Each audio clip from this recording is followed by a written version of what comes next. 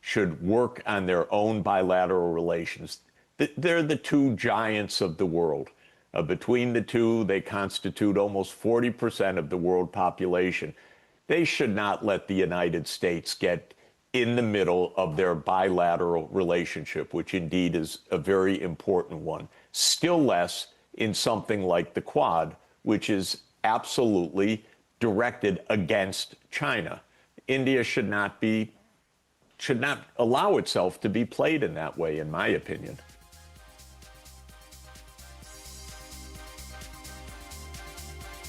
Well, you can catch that entire conversation with economist Jeffrey Sachs right here after this short break. And with that, it's a wrap on this edition of India Business Hour. Many thanks for watching.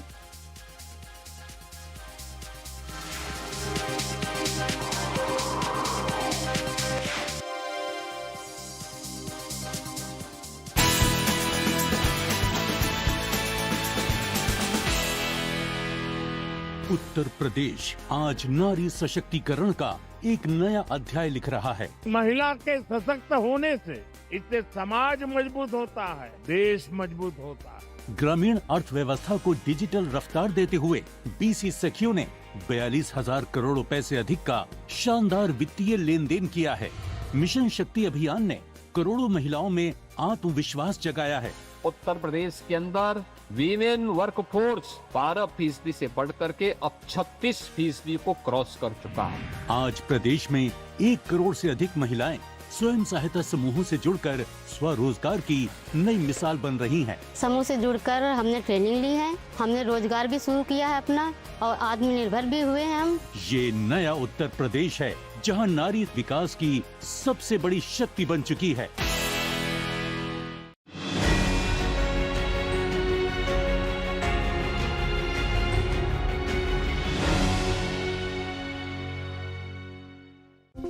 Presented by Standard Chartered.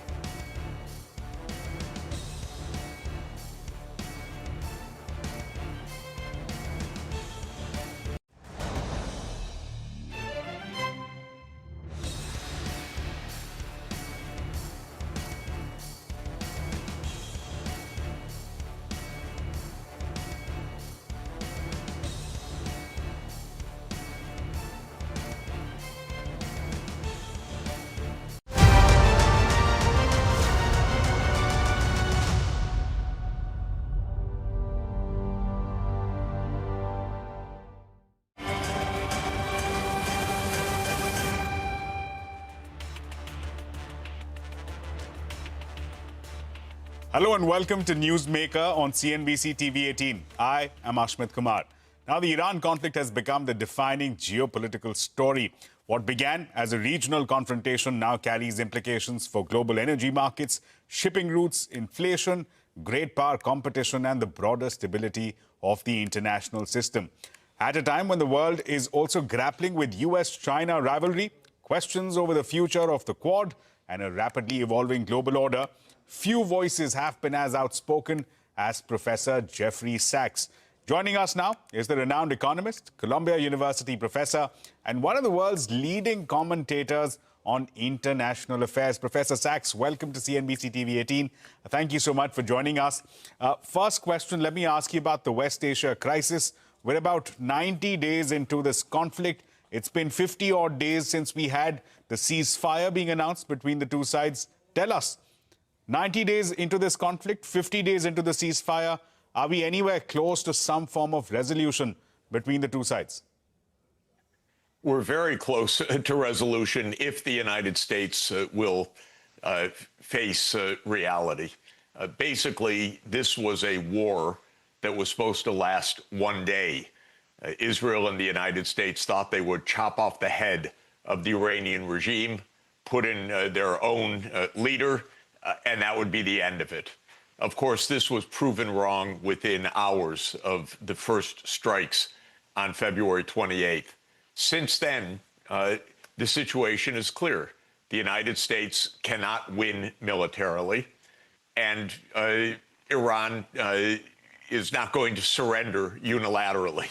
So we've been in a kind of stalemate, but it's not truly a stalemate because the situation's intolerable for a lot of the world with energy supplies constricted.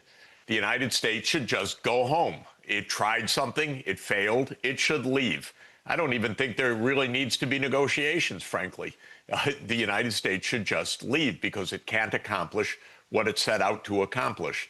And this is where we stand right now.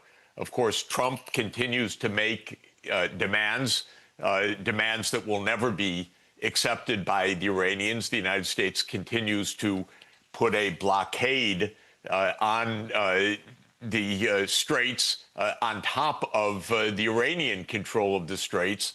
So we're in this bizarre situation where there's no answer other than to end what was started on February 28th erroneously, just to end it and go home. And sometime we'll probably reach that conclusion. Trump's popularity continues to fall sharply in the United States. Americans don't want this war. They don't like this war. They're sick of the same petrol price increases that Indians are facing, that people all over the world are facing. They want this to stop. Let me ask you also this, that as far as Donald Trump negotiating a resolution is concerned, has he tied himself in knots in pitching for some kind of agreement, some framework that is better than the 2015 Obama deal? In doing that, has he placed himself in a corner, especially now when Iran holds the cards, especially with respect to Strait of Hormuz? I think so. And I think that it's extremely unrealistic to negotiate the whole nuclear brief the way that they're doing it. If you wanted to negotiate the nuclear brief, do you send your son-in-law and your real estate business partner, in other words, Witkoff and Kushner, or do you actually have professional negotiators that know something about these issues? Well, Trump has gone for the former. He's just made demands. You turn over all your enriched uranium. You stop 20 years. Well, why would Iran do any of those things? Of course, it will not. Yes, Trump has tied himself in knots. To my mind, this whole nuclear issue should just be put aside until next year. The strait should be reopened. Oil prices should come back down. The world should breathe again. And then serious discussions, technical discussions over these issues could possibly take place in a very different climate. But just Trump making demands is not going to do it.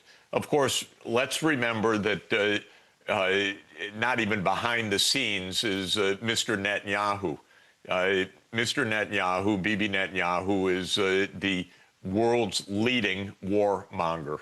He wants the United States to attack Iran. He wants to draw the United States more deeply into Israel's wars in the Middle East. I can't stand the guy, I have to say. He's absolutely despicable as a leader, and he is trying to drag the United States even deeper into some extremist Israeli policies. But he's lurking there also.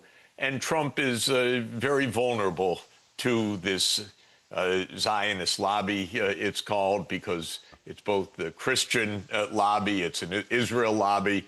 And Trump is not a very clever man, and not a very strong president, not a very sensible person. So he's trapped in many different ways. If he would think clearly, which I know seems a non sequitur, he would just say, we tried something on February 28th. Mossad told us it would work. It failed. We need to stop this whole crazy misadventure. Mr. Sachs, you began by saying that we're terribly close to a deal should U.S. decide to pack up and leave. But let me also ask you, conversely, are we also close to a conflict? We're seeing an Israeli offensive as far as Lebanon is concerned. Kuwait is reporting interception of drones and missiles. The two sides, US and Iran, have also exchanged hits. Are we too close to a point where Donald Trump may perhaps just lose patience and say, let's go back to fighting, let's go back to more attacks on each other? It's, of course, possible that that happens. And Netanyahu is telling Trump every day, that's what you need to do. But, of course, Trump is also hearing from people who know that this is a disastrous course, that it would just lead to mass destruction of the desalination works, of the oil and gas fields, of the pipelines, of the ports in the region. There is no military option. If there were, the United States would have taken it. The U.S. has no scruples. It has no hesitation in killing, bombing, destroying. Believe me, none. It just realizes it can't do it without creating a massive harm to itself, to the politics of the Trump administration, and to the world economy. So it's not a matter of morals or scruples or anything of the like that is stopping Trump. It's the fact that there is no military option that anybody has identified in public as having even the remotest chance of success. But when you ask, could something terrible happen? Of course, we're dealing with Donald Trump and Bibi Netanyahu, two delusional, not very bright warmongers. Right. Professor Sachs, let me also ask you that in terms of an interim framework, you said leave the nuclear question for a later date. For now, let's arrive at a new interim framework. Is an interim framework possible without Iran wanting to levy some kind of toll? That's at least one issue there appears to be global consensus on: no tolling of free waterways. Is that something that's possible that Iran may agree to, not tolling the Strait of Hormuz, or is that an eventuality that we'll all have to square with? Yeah, that's an eventuality that's a small matter. It's not going to change world energy prices. Remember, Iran was just bombed for 3 months. They lost $50 to $100 billion, perhaps, of infrastructure. So why wouldn't they charge something? This is perfectly sensible that they would try to somehow recoup. The United States has been out to destroy Iran for decades. The U.S. has broken the Iranian economy. Our Treasury Secretary is a thug, Scott Bessent. He told us very vividly, very proudly in Davos this year that economic statecraft was to crush the Iranian economy. Well, either the U.S. pays up, which it's not going to do, or Iran charges some toll to start trying to rebuild from the rubble. So yeah, let them do that. That's nothing for the world.